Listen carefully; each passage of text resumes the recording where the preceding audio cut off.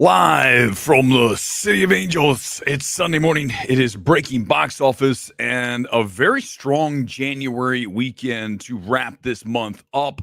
Now, Dogman is, if you don't know, a big, huge, successful kids' book. And DreamWorks Animation made a really fun movie. I'm a big fan of this film. And we'll talk about it tonight with the MMT evaluation. But it does end up number one as expected. But this number is higher than a lot of people thought. We took it at 30 million plus back on Thursday night in our box office preview show. Ends up at 36 million. Really took off yesterday. If you look at these numbers, 10.8 million on Friday, then 15.18 on Saturday. Universal has it at 10 million today. That's going to go higher. So this actual will likely be 37 million, maybe even 38, because it is hilarious. It is totally enjoyable, tons of heart, and families are going to the multiplex. Remember, also, we don't have a major football game today. Super Bowl next week. So I don't why we say major football. There's no football game at all. So that takes people that maybe would be parked in front of their TV sets, and they would. Well, I mean, Pro Bowl doesn't count. So if you're yelling Pro Bowl right now, it does not count. And then you put them in the multiplex. Family movies have been doing really well post-COVID box office. They are out there supporting these films. Mufasa is still in the top 5. But again, you look at these numbers and that A cinema score, we're going to see a bigger actual come tomorrow from Universal. And you can see the majority of the audience was under the age of 25, obviously, because again, this is a book for kids. They're like 12 and under.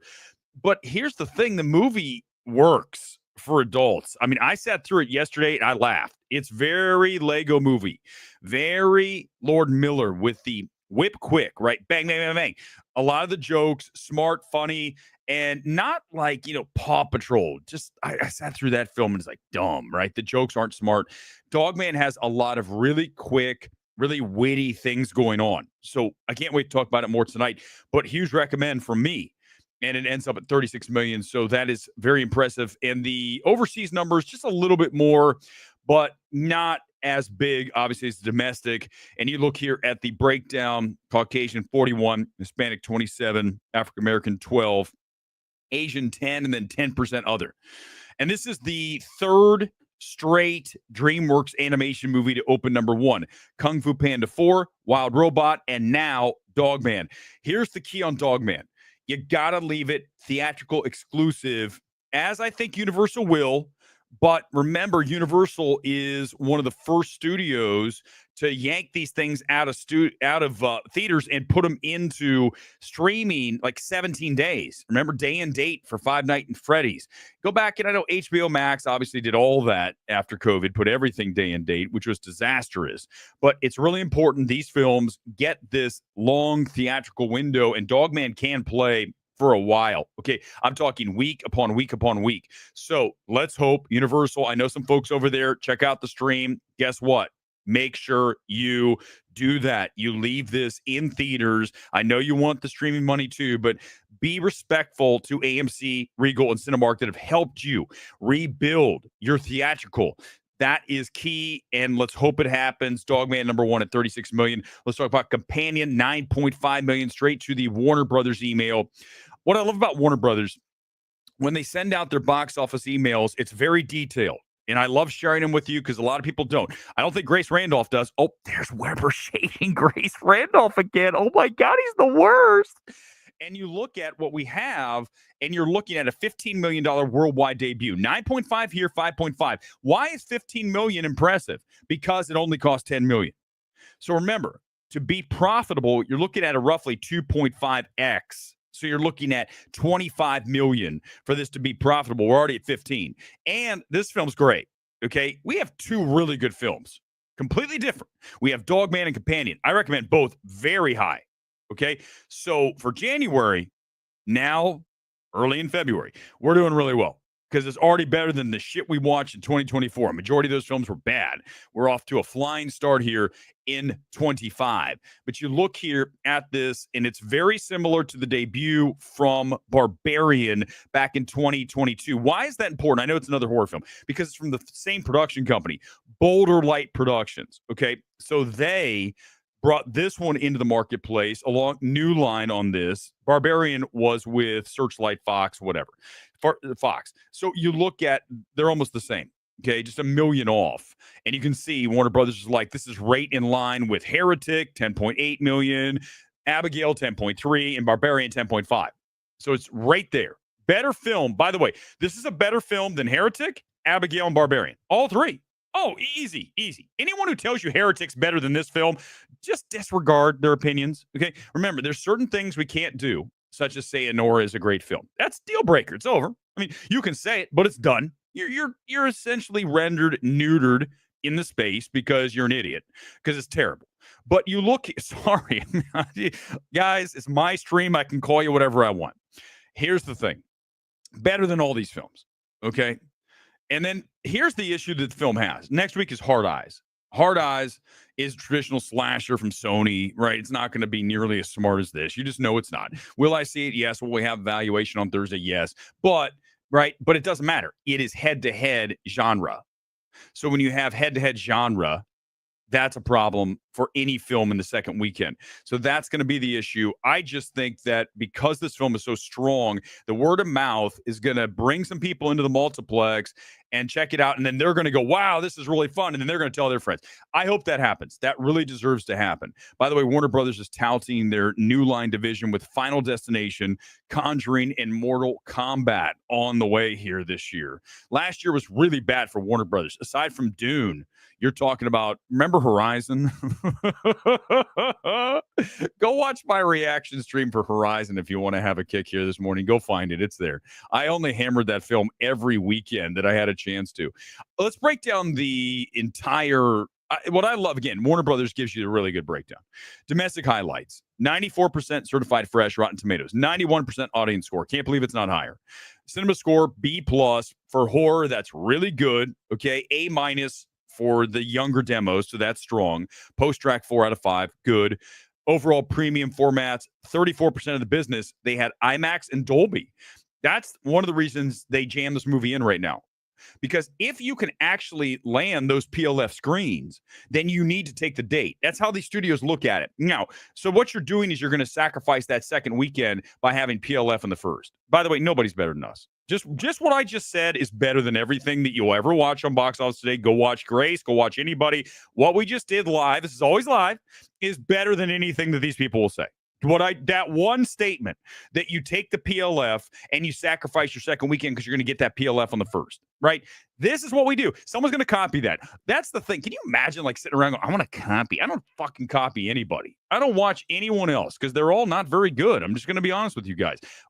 Come on. Just come on. Level with me. Is there anybody who does live that's better? No, there's not. There's just not. Sorry. Truth. So again, 34% is a really solid number for a film like this because they had it. They had PLF. You take it. Top 10 locations. My hometown theater. Oh, AMC Burbank, number 1. Talk about it all the time. It's the number 1 AMC in the entire world, and I'm down the street. You can't beat it. 30 screens, everything playing, PLF to the small screening rooms, everything you want right there. AMC Lincoln Square in New York City, 2. AMC Grove here in LA, 3. God, the parking there sucks. That alone, if you're here and you're watching from LA and you go to the Grove, you are doing things so wrong. I don't even care if you live across the street. Well, if you can walk. But if you're parking in that parking garage and paying like $6 an hour, come to Burbank. The parking's free. You can hang out all day. You can head down to Yard House, get a drink. You can go to Islands. You can go to, Finney's, whatever the place at the end is, the Craft House. We have a bunch of restaurants right there, all great entertainment, and it's free parking for up to 3 hours. No one's checking after that. You can park there for 7 hours. No one's going to give you a ticket. Don't tell Burbank police I said that, but that's the truth. Don't go to the Grove. Don't be dumb, man. Century City I like, but again, you're paying for parking. They do validate. But number 4 is Century City. AMC Universal City Walk is 5. Again, paying for parking up there. It's $5 with AMC. It's still $5. You can go and buy yourself a slice of pizza at Slice House. Just telling you, Burbank's better. AMC Americana, That is in Glendale, and the parking hack for that is you park at the Galleria and walk across the street. Did I just say that? Oh my God, Weber, you're out of control here. This stream's nuts for a Sunday morning. 7, Alamo, Brooklyn, New York. And then we hit a non-AMC, back to AMC Tustin, which is where I saw Dogman yesterday, another huge complex for AMC down there in Orange County. AMC Metreon San Francisco among the drug users and needles strewn all over the street. And number 10, AMC Topanga. This is not a normal show. What am I watching? He shouldn't have that commentary. It makes me uncomfortable. In top 10 DMA markets, LA, New York, San Francisco, again, among the drug abusing strewn needles throughout the entire complex. Dallas, Chicago, DC, Seattle, Philadelphia, Atlanta, and Houston. No one else does this. Watch Grace and see if she says that. Of course she doesn't.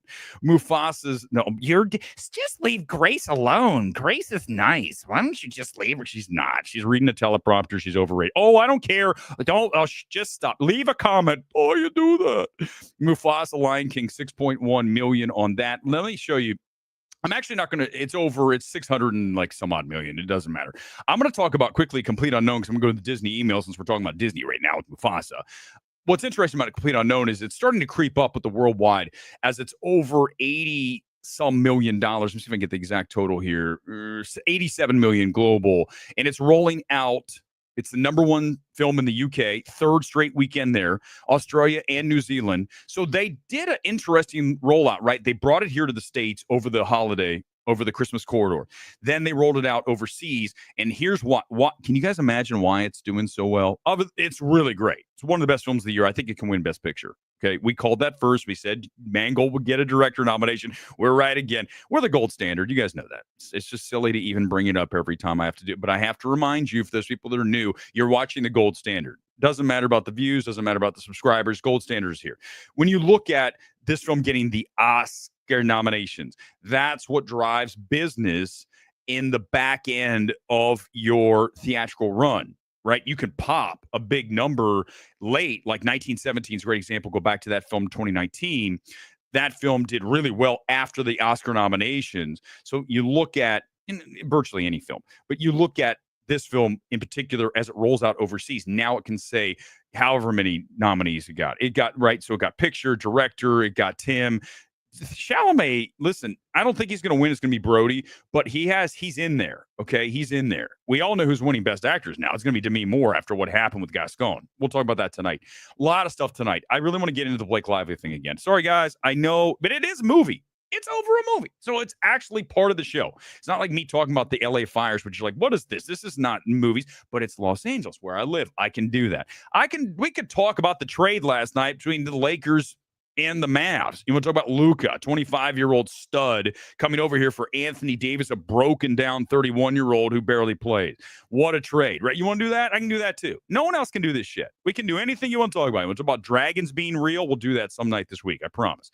Yeah, exactly. Nobody has the versatility. We are the Swiss Army knife of entire streamers, period.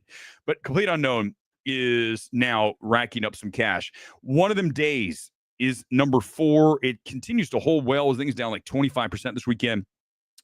It's going to be very profitable for Sony. I have not seen it. Don't want to see it. It's not my kind of movie, right? That trailer just turned me off. I'm like, I enjoy Dogman because here's the thing about Dogman, right? Again, it's universal and it's got heart. Man, that film has so much heart.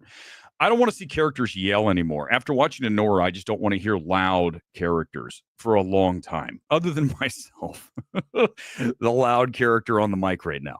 Flight Risk, 5.6 million at number 5, down 52% here. Let's go to ComScore. Thank you for sending me this. Always appreciate it. To the wonderful crew here. I think they're in Van Nuys, Sherman Oaks. Thanks for the top 10. Here it is. Let's get to it. And we talk about the number 1 film, Dogman. Again, 36 million, 9,200. Not bad. Here's the thing. It's going to hold well. Go see it. I don't care if you don't have kids. Go see the movie. You will have fun. It reminded me a lot of Lego Ninjago movie, which I'm a big fan of. No one talks about Ninjago because it's all about Lego movie, Batman, Lego Batman. But you look at Ninjago, it's got a lot of the same things. It's funny. Go watch Ninjago, then watch Dogman and go, But I liked both films. Companion number 2, only 2,800 per screen. That's really, I mean, it's disappointing. Such a great film. I mean, the marketing's tough to do on this, right? Because I talked about that on the reaction stream back on Thursday. You can't tell people exactly what the movie is other than to say ex machina. For a lot of people, they don't know what that means. That's fine. Good. The people that do know and don't, I can't. So that's why I think the marketing was difficult for this film. Way better than the trailer. Way better than the trailer. Okay. So if you're on the fence about Companion, go see it. Mufasa's number 3 again now 229 million. Okay, remember Mufasa made 200 million essentially in its opening weekend. This is at 229 through 7 weeks. So anyone who tells you Mufasa's a hit, just remind them of that. So my song that I sang back on Christmas to the tune of "Do They Know It's Christmas" with Mufasa, it's all holds true. So don't act like that was eradicated by all of a sudden this film doing 29 million more than the original opened with. Okay. One of them days is now up to $34.5 million. Number 4, Flight Risk, again, down 52% at 20.9. That's not a good film. That's a bad January film. Conversely, Companion and Dogman, man. But, hey, 2 wins in January? I'll take it all day. I mean, kidding me? Compared to last year, all the shit we had to sit through. Moana 2 is number 7, over $1 billion, as you guys know. Complete Unknown domestic now it's 66, call it 66, closer to 67, and that is number 8. Number 9 is Brutalist, and number 10, Den of Thieves 2. They're making a Den of Thieves 3. Why? Why are they making a Den of Thieves 3? Did you guys see 2? I'm telling you, Gerard Butler had a torn ACL. And you can tell because all he does in the movie is sit around and eat and drink. And you're like, what is this film? Bad. But Lionsgate's so desperate for any IP. They're like, let's make Den of Thieves 3. I just don't get it. Lionsgate needs help. I'm here. If you need me, I can swing by tomorrow. I can get your shit together, but the first thing we're going to have to do is we're going to have to dump a bunch of films. We're going to have to say, that's out of here. This is gone. That's out of here. Just stop. I know you're almost done with the film. Pull the crew. We're over. We're not going to finish that film. It's done. Let's focus on great scripts. Let's turn this into a commercial neon. You guys want to do that? Well, first of all, if I were a Lionsgate, I would want a companion. 100%, right?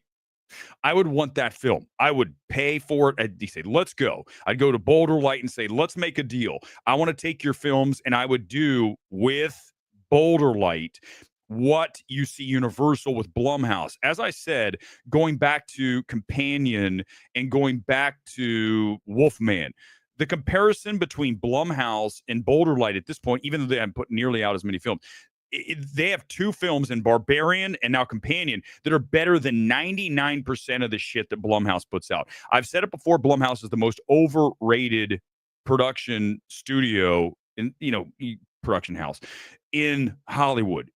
Think about all the IP they've destroyed. Wolfman, completely underwhelming. Look at Five Nights at Freddy's. What a script disaster. Yes, the realization of the characters. But here's what I do, right? You get Boulder Light, you make them part of Lionsgate. These are the decisions I do, and I would do tomorrow, and it's done, and we're rocking, we're off to the races, okay? But it's okay. It's not going to happen, right? Because we do still have DEI out here, and I'm not going to make it in that world. Sadly, it's so sad. If only. It is what it is. We'll just do the streams. It's fun. See you back here tonight. If you have to comment, I will promise I'll get to it. Let me see if I get anything big. I don't have much time. I'm going to play volleyball today, so I don't have. They're not just boring. They're not just. Lizzie, I know this is what we do. This is what we do. Blumhouse is not just boring, Kai B. They're bad. They're really bad. Great start to the year. 100%. 100%. Oh no, we have a great ranked off stand. I'm not doing it. AMC Burbank's the best. Companion's great. 100%, guys. It is exciting to see all of these. We love Grace, whatever, fine. It is what it is. I don't care. I just want to tell you she reads from a teleprompter. I don't have a teleprompter. This is my computer. If I was doing a teleprompter, I'd be looking here and I'd be going, and Companion had a very nice weekend. It opened at 9.5 million, which is pretty good when you compare it to the other films such as Barbarian and Heretic. You see the difference? You guys see? Just a little different. All right. We'll see you back here tonight. Sunday Night Spectacular. Leave a comment here on this and or when I post that. Put a comment in there. Jump on early in the stream. Give me something. We can get to it tonight. We've got the Lively situation, Baldoni. That thing's out of control. I mean, I've told you guys how many times. What a disaster to put that lawsuit out there. Ryan Reynolds and Blake Lively are paying severely for whatever happened. Whatever went down, the way they handled it, my God, disastrous. And then you look at also, I want to talk about Jonathan Majors tonight. I'm going to leave it at that tonight, this morning. Jonathan Majors, Magazine Dreams. I'm going to watch the trailer live. I've not watched it. I'm going to tell you that he still can rebuild his career. And I'll make my case for that tonight on the Sunday Night Spectacular. Thanks for being here live from LA. Even the Grace lovers. We'll see you tonight on MMT. Peace out.